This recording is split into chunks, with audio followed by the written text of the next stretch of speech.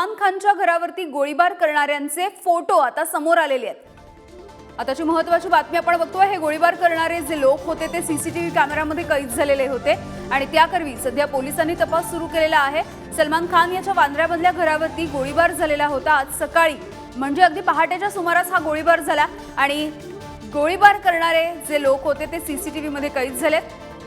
सलमान खान याच्या वांद्र्यामधल्या घरावरती हा गोळीबार झाला होता। पोलिसांकडून सध्या आरोपींचा शोध सुरू आहे।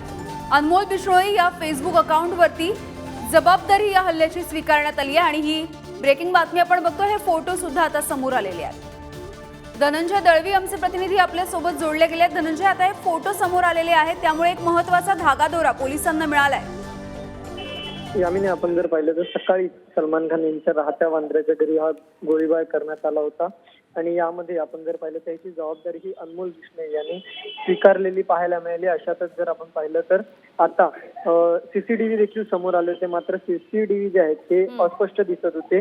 मात्र आता स्पष्ट असे फोटो जो आहे तो समोर आलेला आहे। या दोन्ही हल्लेखोरांचे छायाचित्र जे आहे ती दिसत आहेत। यामध्ये आपण जर पाहिलं तर काळ्या पांढऱ्या टी शर्ट मध्ये एक हल्लेखोर आहे, तर दुसरा हा लाल टी शर्ट मध्ये दिसत असल्याचं पाहायला मिळत आहे आणि याच आधारे आता पोलीस जे आहे ते यांचा शोध घेत आहेत।